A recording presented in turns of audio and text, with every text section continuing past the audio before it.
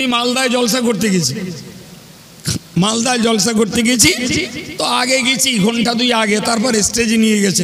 ধরুন এরকম একটা মজলিস, তো মাঝগান্ধে একটা ওই শাড়ি কাপড় মতন টানানো, তার মানে কত দূর হাত দুই উঁচু হবে। এধারে মেয়ে ছেলে, এধারে বেটা ছেলে, এই শুনতে পাচ্ছেন কথা? এধারে মেয়ে ছেলে, এধারে বেটা ছেলে। আর আমি হুজুর স্টেজে উঠেছি আমার ওয়াচিয়ার দেশে, তাহলে আমি মেয়ে ছেলেগুলোরও ভালো দেখতে পাচ্ছি, মদ্দা ছেলেগুলোর তো দেখতে পাচ্ছি। তা মেয়ে ছেলেগুলো দেখতেছি, কেউ শুয়ে রয়েছে, কেউ বাচ্চা দুধ খাওয়াচ্ছে, কেউ হয়তো ঠ্যাং লম্বা করে ওদিক ফিরে বসেছে, কেউ হুজুরের দিক ঠ্যাং লম্বা করে বসে রয়েছে। তা আমি উঠে বললাম, ভাই আমার দ্বারায় হজ করা সম্ভব না, আমার দ্বারায় হজ করা সম্ভব না, হয় তোমরা পর্দা করো, নাহলে আমি চলে যাব। তা আমার বলছে কেন আমাকে হুজুররা করে, তার তোমাকে হুজুরকে তুলে দাও, ওরকে হুজুররা বলে তার তো তুলে দাও তাদের। জি, এতটা রাস্তা গেছি তাও নিজস্ব গাড়িতে। ভাই তো বললাম তা একটা তেরপোল টাঙালে একটু উঁচু মতন করে, কিন্তু স্টেজে বসলে ওই উঁচুটাও মানাচ্ছে না। একে তো স্টেজ, তার উপরে চেয়ার দেওয়া, তো ওই উঁচুটাও মানাচ্ছে না। সেটা ছাপিয়েও মেয়েদেরকে ভালোই দেখা যাচ্ছে। তো যাই হোক, তারপরেও আমি খানিকটা ওই নিজে চোখ বুঝিয়ে মতন করে খানিকক্ষণ বললুম। তা খানিকক্ষণ মানে ওই গড়ে ঘন্টা মিনিট 40 হয়েছে আর কি। আমার সে বলতে, হুজুর আপনার আর বলতে হবে না। তাহলে আচ্ছা ঠিক আছে, ভালো হয়েছে।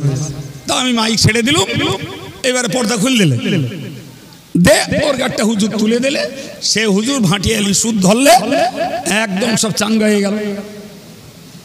বললাম ইরির নাম হচ্ছে জাতি যা চায় সমাজ আলেমরা তাই দেয়। শেখ সাদি বলেছেন, জনগণ যা চায় তাই যদি দাও তাহলে তুমি মূর্খ, ওই লোকেদেরকে মূর্খের মতন কথা শুনিয়েছ, ওই জন্যই তোমার কথায় ওরা খুশি হয়েছে। বিশ্বাস করুন, আজকে সমাজের কাছে এই বক্তৃতাগুলো পর্যন্ত পয়সায় বিক্রি হয়ে গেছে। সমাজ যা চাচ্ছে আমরা তাই দিচ্ছি। সমাজ যা চাচ্ছে, সমাজ গজল চাইছে গজল, সমাজ চাচ্ছে এলসিডি তাই, জি সমাজ চাচ্ছে মেয়ে বক্তা, একটা সবাই একটা মদ্দা বক্তা, দুটো মেয়ে বক্তা।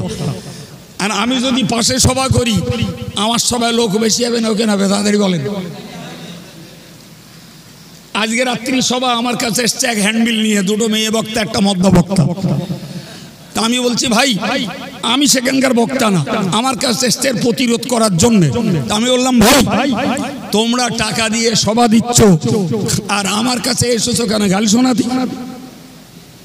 বলছে না হুজুর কি করবো। আমি বললাম, হ্যান্ডবিল বেরিয়েছে আজকে সবার, কি করবা জানতে এসছো মানে গালি শোনা ছাড়া কিচ্ছু না। তা তোমরা আজকে করে নাও গে, পরে আমার কাছে এসো, তারপর দেখা যাবে।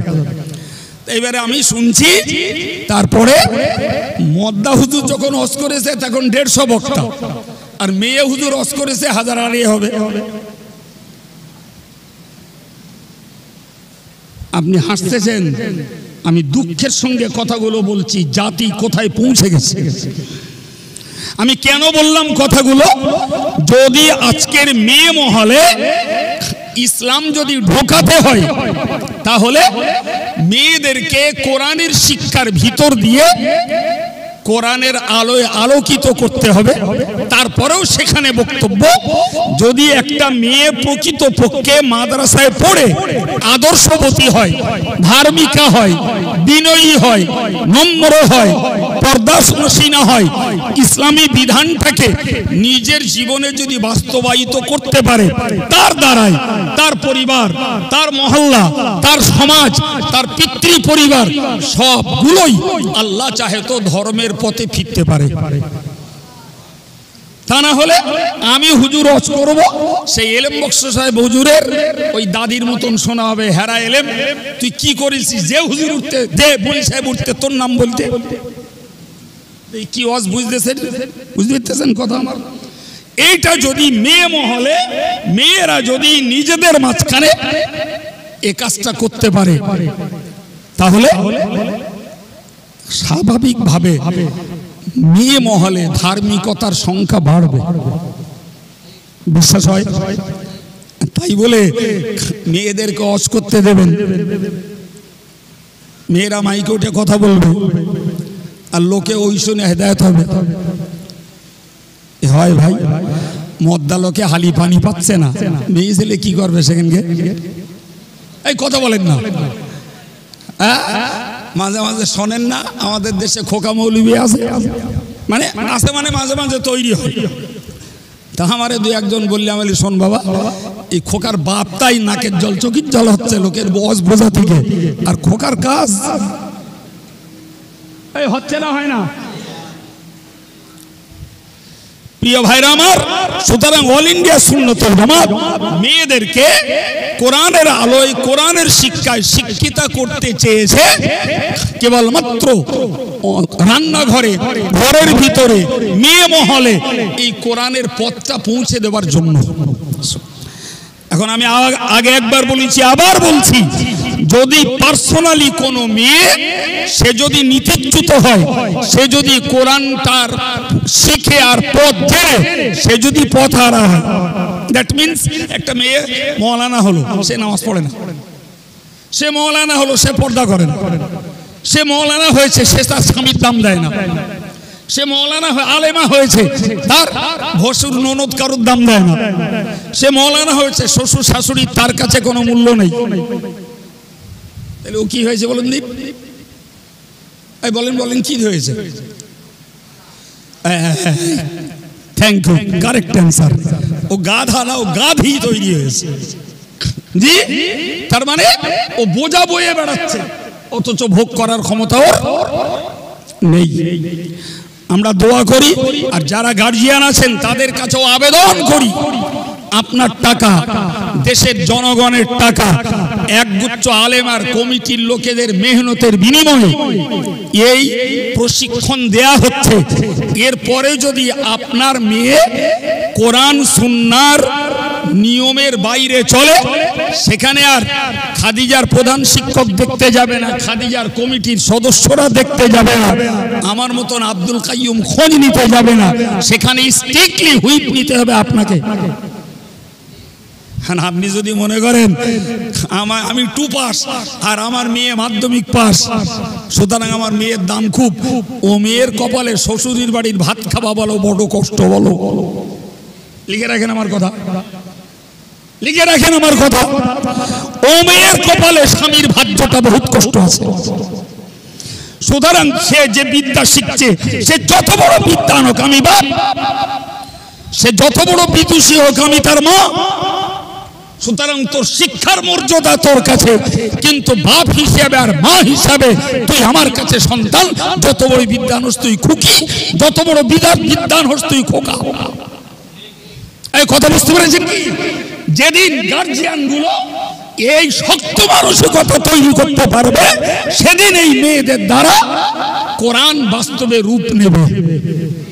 আর যদি বাপ আর মা মনে করে আমার মেয়ে আলেমা হয়েছে মানে গাছে উঠে গেছে, ও শ্বশুরির দাম দেবে না, স্বামীর দাম দেবে না, ভাসুর ননদ কারুর মূল্য দেবে না, তাহলে বুঝতে হবে ও গাধি তৈরি হয়েছে, আর ওই কোরআন আর হাদিসের বোঝা বয়ে বেড়াচ্ছে, কাজে লাগায় না। প্রিয় ভাইরা আমার, আমি কথাগুলো কি জন্য বলেছি, এতটুকু অংশ পড়েছি কোরআনের, যে কোরআন নির্ভুল একটি সংবিধান, যাতে রয়েছে যারা আল্লাহওয়ালা হতে চায়, পরহেজগার হতে চায়, যারা নিজেকে সংযত মানুষ করে গড়ে তুলতে চায়, এই কোরআন তাদের পথ দেখাবে।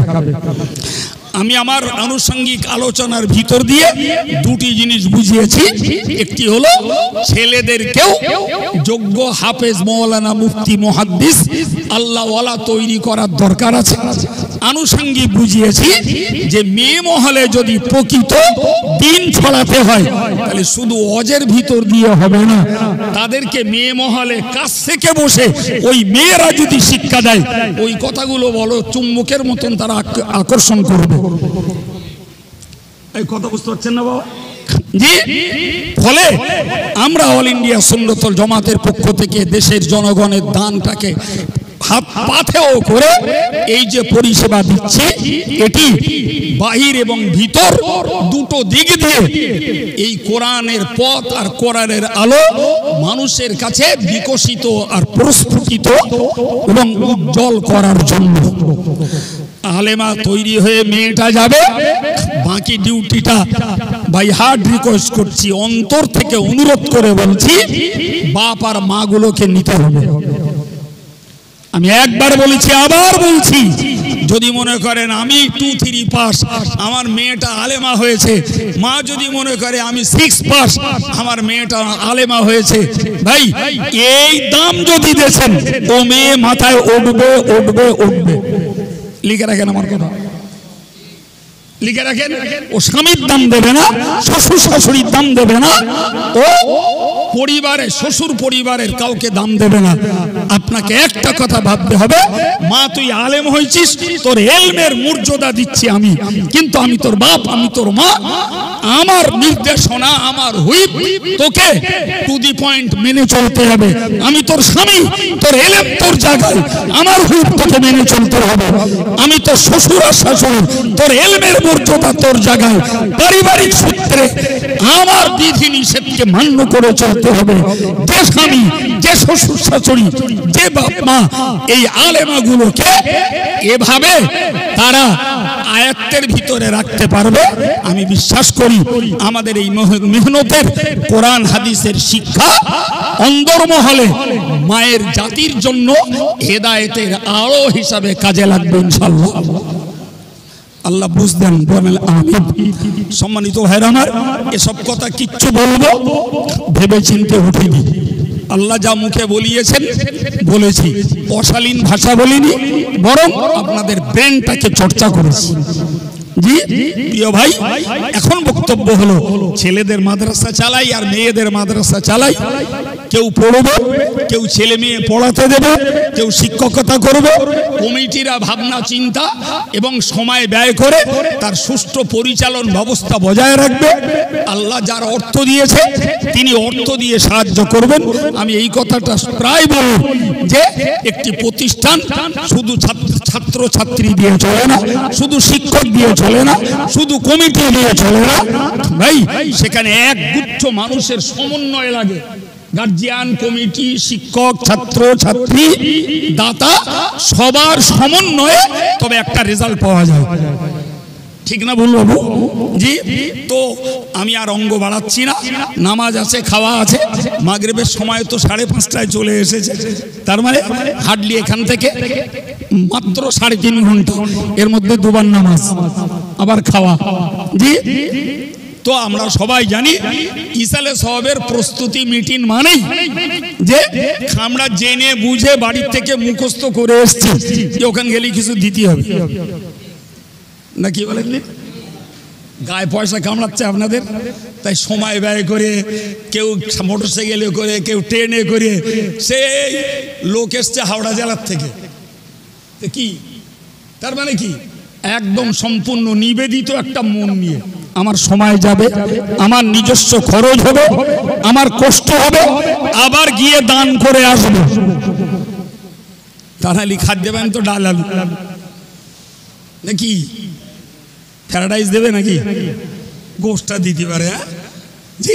আচ্ছা, ওইরকম ডাল আলু গোষ্ঠের জোগাড় এই যুগে কোন পরিবারে হয় না বলেন দিন? সব পরিবারে আলহামদুলিল্লাহ হয়। তাহলে আমরা খেতে আসিনি, সময় নষ্ট করেছি, অর্থ খরচ করেছি এবং আবারও দান করব জেনে বুঝে এসেছি। জি। সুতরাং লম্বা চওড়া ফজিলত আর লম্বা চওড়া কথা বলার আপনাদের মতো একদম সজাগ সচেতন মানুষের কাছে প্রয়োজন আছে বলে আমি মনে করি না।